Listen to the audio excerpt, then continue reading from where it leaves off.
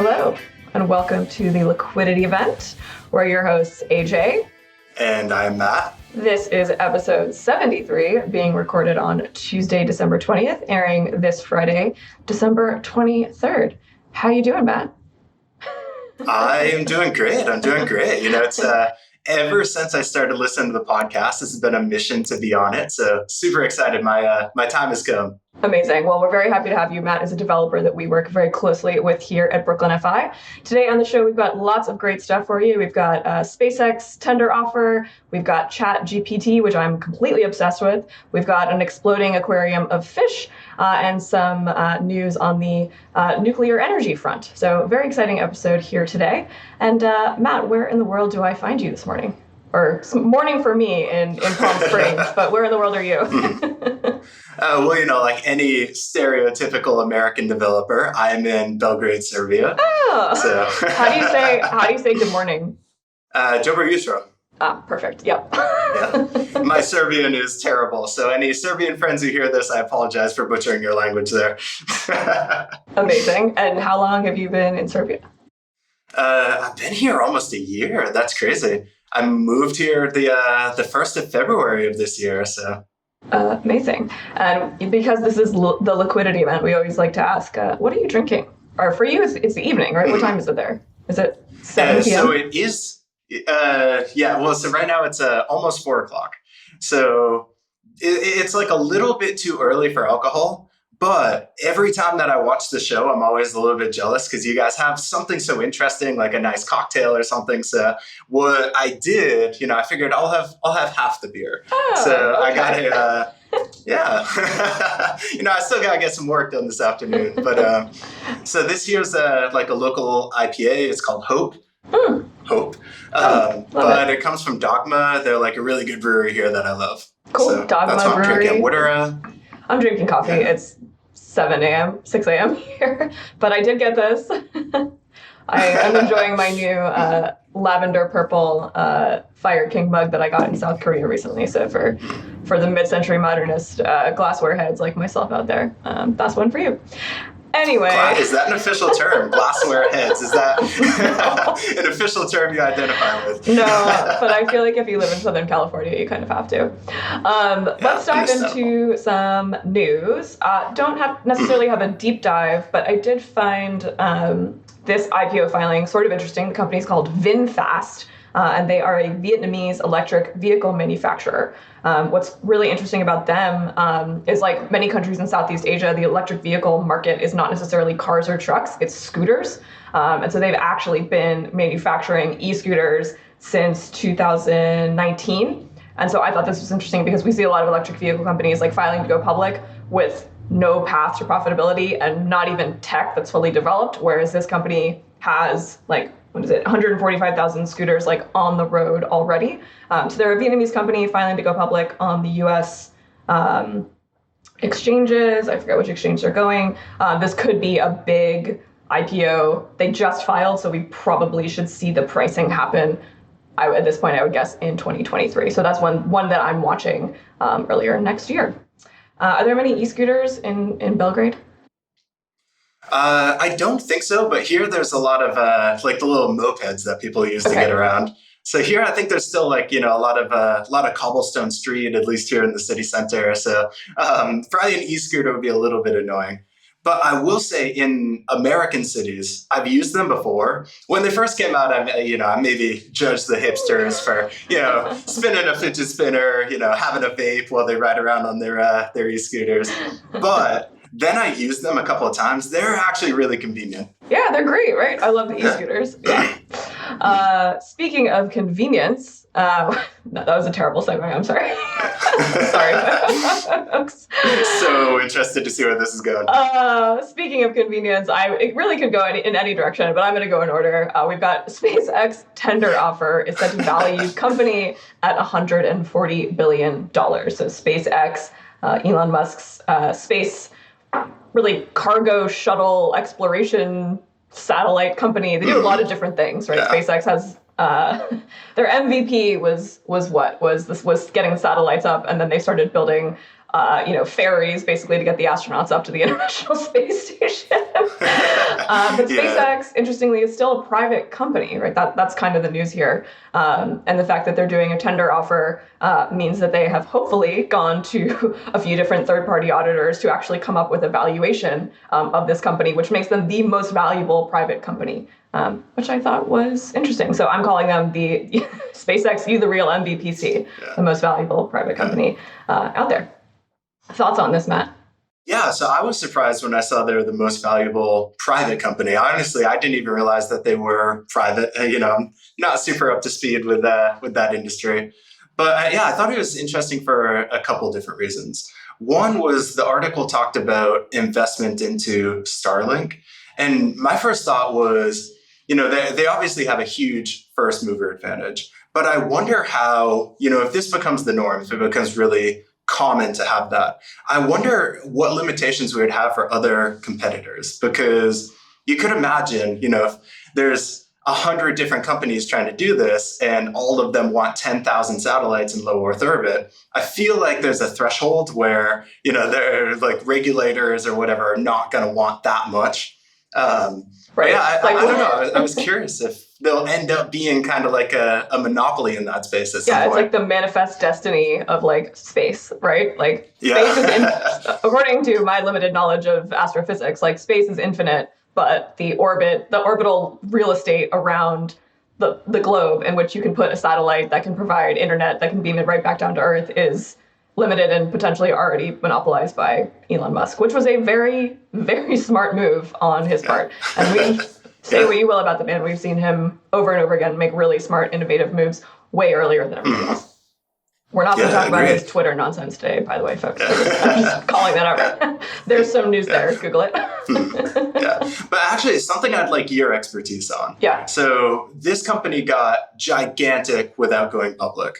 What is, if you don't need to raise a bunch of money, what are the reasons to go public? Like, why would they have wanted to go public? Because in my mind, not really understanding the space, it seems like there would be a lot more benefits to staying private, where you're not, always answering to shareholders. You're exactly correct. Right. The reason people go public is they need money, and also that they do have some duty to their shareholders to create that value, right? So the reason to go public is that you have all these investors who gave you a bunch of capital to build your product or your service or whatever it is. Those people expect a return on investment. So as a company, it is your duty to provide them a return on their investment. So at some point, we're heading towards, there has to be some kind of acquisition or liquidity event. Welcome to the liquidity event. So that's a good reason. Why are they still private? I don't know. As we saw a bunch of news with, Tesla shares falling, Twitter not doing so well, is this just an ego play for Elon Musk to be like, oh, by the way, I'm still relevant. I have the most valuable. You may be distracted by my, waning public companies, but by the way, I'm still in charge of this incredibly innovative company. But tender offers, I broke that up. We love tender offers, right? It's an opportunity for not just your big shareholder players, your VC funds, but your average everyday employee. It's a great chance for them to get liquidity out of the company. So I think with this valuation of $140 billion, each share is $77. So if you're an employee who's you're a rank and file engineer, started at SpaceX a couple years ago, you got some stock options. I didn't look at the exact history, but let's say, for hypothetical sake, your strike price is $20. Now you're able to sell at $77. Like, some liquidity events are happening at SpaceX. So hopefully we'll see some new millionaires come out of this. That would be nice. And maybe they'll hire you. They should definitely hire you. Like if I was a SpaceX engineer and I was right now. All right. All right, Matt, give us a segue. It's your first segue on the liquidity event. Segue me up. All right, this is probably not going to go over smoothly as I'm making it up as I go. But all right, so we got some satellites. Speaking of innovations in technology, we have. Oh, that could go to two different ones, though. See, it's harder than it looks. It is hard. All right, so speaking of innovations in technology, One of the ones I was really excited to talk about, and now you're playing around with it, is ChatGPT. Oh my God. Yeah. Anyway, sorry, I didn't mean to interrupt you. Go ahead. Tell me about ChatGPT. So yeah, ChatGPT is one of those things, in my industry, which I guess we haven't really talked about what I do. So I'm a developer, but my background has been in machine learning. So in my industry, everybody's been talking about this for a while, right? Our language models, our ability to, basically make supercharged chatbots and be able to learn a lot of information from text has made a ton of progress. And now we're getting into really good generative models where these models, not only can have this back and forth and, chat and understand text, but they can also generate things really, really well. So artists and writers for a while, I feel like have been pretty nervous that this is coming for their jobs because it's gotten really advanced. But recently, developers are starting to think the same thing because now it's to a point where I can say, "Hey, write a function that does X, Y, Z, and give it some approaches that I want it to take. Give it a language, and it will generate that for us." Sick. Yeah. I mean, I have been reading headlines about this for the past really it's been on your radar for years. It's been on my radar for about 3 weeks. I think since when. So they have it's an open source AI bot. All you need is you give them your email and your cell phone number, which I was like, goodbye, goodbye, yeah, goodbye my information. So I was playing around with it this morning and got completely distracted. Being who I am, the first thing I typed in was, and today is my 4th wedding anniversary. Happy 4th anniversary, my love. I said, write a wedding anniversary poem in the style of System of a Down, one of my favorite bands, and one of my favorite karaoke songs, Chop Suey. Honestly, it wasn't great, except I did like the bridge, which I will read one lyric, which is, "We've grown and we've learned, we've given and we've taken. Our love is unshaken, it's never forsaken." I thought that was a pretty good attempt. That's good. Attempt at System of a Down. But then it got really insane when I asked it to write a blog post about should I early exercise my stock options. And within 7 seconds, I had 4 reasons that as a stock options expert, I vetted, and the writing was pretty good. So that was a kind of a wake-up call, scary moment for me. What have you used it for? Oh, go ahead. Oh, I was going to say, how was the quality? Like, if you were to, if somebody on your team wrote that post that you got back, like, would you be like, what is this? You totally missed the mark. Or, no, it was perfect. I would have added a little paragraph to intro it, but it was like minimal edits, like 90% nail on the head. Yeah, no, it's crazy how good it's gotten. So I think the fear of developers being replaced at the moment is still a little bit overhyped. So it's an amazing tool, and I completely think at one point this technology, you'll be able to say, "Hey, build me an app that does all these things," and it will do it. But we're ways off from that. So I've used it basically just playing around, and I've used it to generate some functions. But what I've noticed is there's certain languages, some of the ones that are really popular, so Python or JavaScript, it does amazing, like perfect performance. Some of the other ones that are a little bit more complex, like when you need something to go really fast, like, some of the stuff that we're working on, it needs to be really fast. It completely, it's confidently incorrect. It says here, this is exactly what you need to do, but then the code is completely wrong. It's garbage. So, yeah, I mean, it's so early, right? The idea is like they're releasing it as a learning tool, and there's all these disclaimers like, this is not private. Like, we are using all of your data. We're tracking everything you do to get smarter, right? That's what AI is. It gets smarter as you use it more. What is really interesting, and I think, there's been lots of headlines about people like testing this out and giving it funny prompts, and in some cases, solving complex problems. But this particular article talks about how do you monetize, AI, and they have some kind of revenue where it's like a penny per API call plus 2 cents per image or word generated. So there is revenue here. But what I found really interesting is the structure of this. So the company's called OpenAI. The bot is called ChatGPT, right? So they have this thing called a capped profit structure, which I've only heard of before. I've never actually seen implemented in a company. And essentially, I'm butchering this a little bit, but They originally started as a nonprofit organization, decided they needed to raise a bunch of money, became a for-profit organization, but now have sort of reverted back to this hybrid where they're for-profit, but once investors make 100x their investment, so it's capped, and everything after that goes into this for a nonprofit entity, which is really unique. And in the personal, it reminded me of something that we have individuals have access to, which is a charitable remainder trust, or a CRAT. And essentially, the way that works is you say, I've got a bunch of money. Yeah, CRAT is hilarious, right? Just saw an acronym there. So good. Love financial planner. The way a CRAT works is you say, you're in your 60s, you got a bunch of money. You want to live your life, right? But you don't necessarily want to give it all away to charity right now. So you create this trust. You avoid taxes, congratulations. And basically you live off of the amount that you need to live your life. And then when you die, the remainder goes to charity. So I thought that was kind of like a similar structure to this this capped profit. This honestly blew my mind, and I want to spend the entire rest of the day just like playing with this bot. Mm-hmm. Oh, I agree. Like it's so fun, and especially when you try to trip it up and you ask it weird questions. It's surprisingly good at catching like when you give it funny prompts. Yeah. You know what it didn't? It failed. I said write a sturdily worded email to JetBlue Airlines requesting a credit for my poor experience, and it could not. It whiffed on that one. Like it said, no, we're not going to write something mean, or it said, no, or it was just nicer than you wanted it to be. No, it just didn't do it. Oh, wait, maybe it did. Oh, really? Oh, no, it did. No, it just took a long time.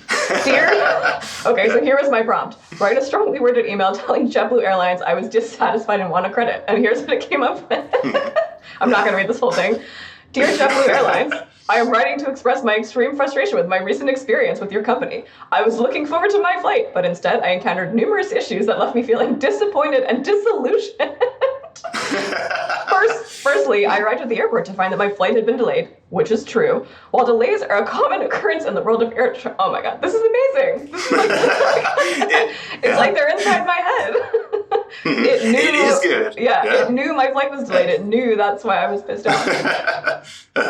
And so while I have it, I got to jump on this. Yes. And speaking of efficient transportation and not needing to write strongly worded emails, they're revamping some of the Amtrak trains. Yeah, this is fake news because they're revamping the Amtrak trains, which are already 50 years old, and the revamp, which are going to take the company into the future. These trains look the same. They look a little bit fancier, a little bit more high tech, and they can go up to, drumroll please, 125 miles an hour. What? Which is half the people are going that fast down I-95 anyway. So have you ever ridden one of these bullet trains, like in Japan or China, like the Shinkansen, the super fast trains? Mm-hmm. Have you ever read one? No, I have not. Or ridden one? No, but I am. So I'm going to Japan in April, actually. So I'll get my time. I'm super excited. Amazing. So the Shinkansen go, I think they can go up to like 300 miles per hour, and like their cruising speed is like 200 miles an hour. And we're Amtrak's excited about anyway. Train travel globally is so far ahead of Amtrak. And then I was agreed, and I'm like I'm like a 7-year-old boy. Like I'm just fascinated by like trains. And I was reading about the super fast bullet trains use this technology called maglev, which stands for magnetic levitation. So the trains actually float above the track, which is why they can go so fast and the ride is so smooth.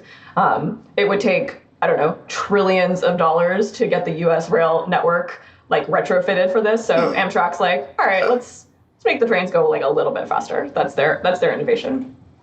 I don't mean to shit on Amtrak. I love Amtrak. Yeah, like I used to take them a lot. So I'm originally from Maine, but I lived in Boston for years. And they have an Amtrak line that runs from Portland, Maine to Boston. And then they also have one that goes down through New York and DC, which is the one that's getting these new trains. Oh, Keystone? I love the Keystone. Yeah. But so they're nice. They're convenient. Generally, my biggest complaint with those is they take longer than the bus. Like if you take the bus between those locations, generally it's a faster trip than if you take the Amtrak. But I've always thought the Amtrak's more convenient. So, I love the idea that they're making them better, especially trains in the US are not that good.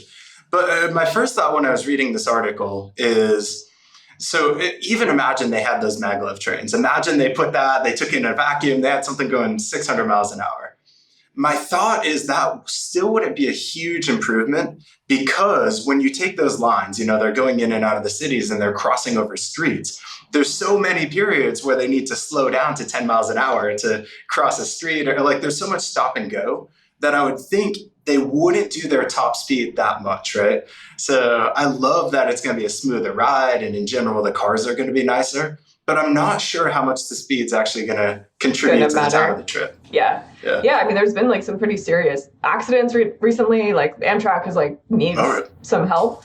I just remember always getting delayed. Like I went to school in upstate New York, and we'd always take the train down when we could afford it. We often took the megabus. But when you take the train down, it'd be delayed 4 hours, and you're like, why didn't I just drive? Anyway. So, all right, segue us. What do you got? All right. Speaking of cool technology, wow, it's too early for me. Matt, you put this article in here. We love science and cool shit on this show. Tell me about a recent discovery in a lab in, was it California, I believe? Yeah. What's going on over there? So we've been working on fusion energy for quite a while. Obviously, it's going to be a huge breakthrough for us, but it's really, really challenging and complicated to be able to do fusion energy. So if we take a huge, heavy element like uranium and split it, we've been able to do that effectively for a long time. But taking two light elements and then combining them, getting a lot of energy out of that is super complicated. And for the first time, we've had what they're calling ignition, which is we're able to create this fusion reaction in a reactor, and we get more energy out of it than we put in. So we're still probably 30 years away from having this be our standard go-to energy, but it's a big breakthrough, and it's a good proof of concept for us to have more renewable and a really powerful, sustainable version of energy in the future. Yeah, I mean, basically, the only thing I took away from this article was they reproduce the power of the sun.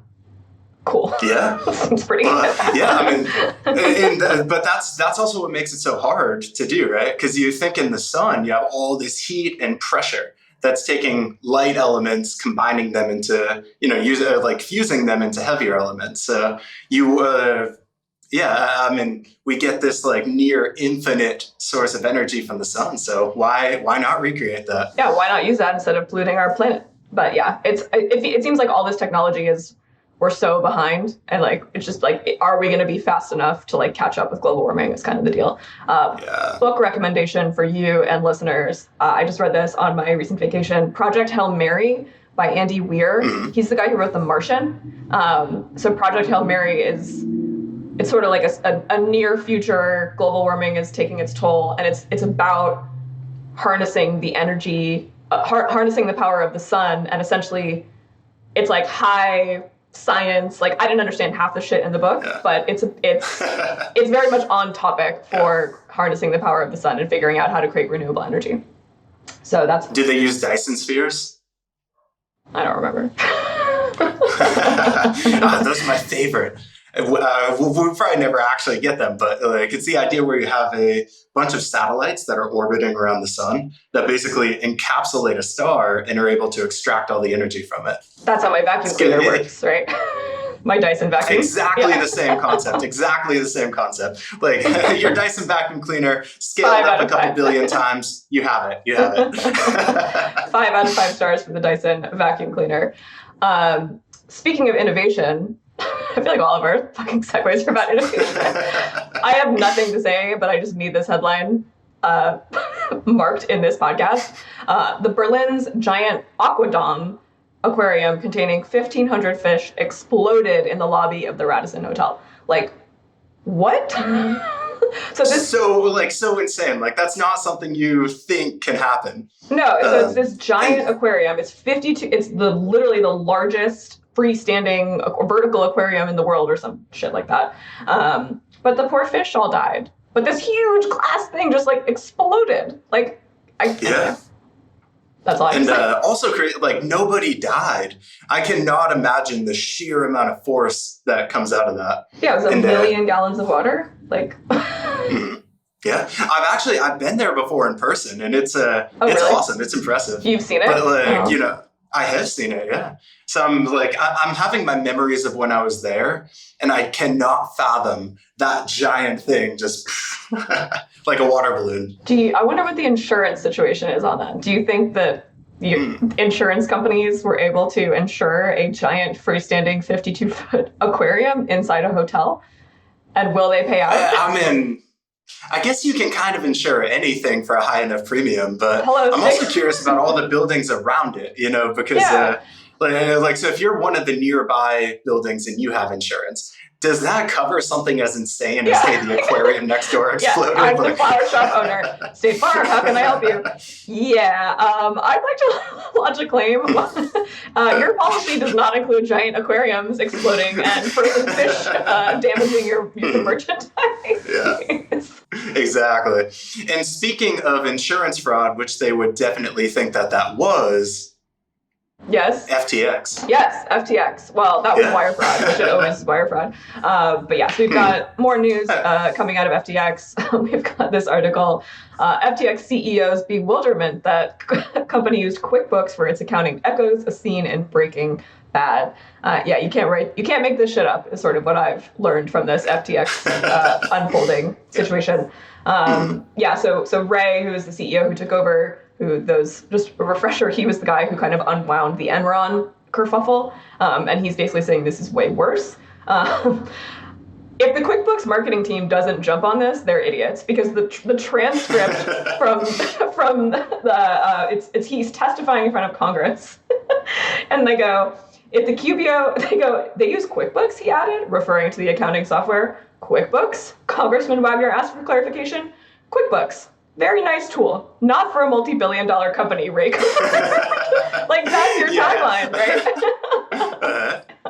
Definitely agreed. So I am curious, what are the reasons that giant companies don't use QuickBooks or some version of it, right? Because it seems like Intuit's such a huge company that they would have a solution for a giant company to use. I believe that they do have a solution for a giant company. It just ain't QuickBooks. Like, QuickBooks is a basic. Right. That's like their intro tier. Yeah, QuickBooks is as Ray said, QuickBooks excellent tool, not for a multi-billion-dollar company. QuickBooks is great if you have to invoice a couple thousand people. Think about the sheer number of transactions that a crypto exchange has.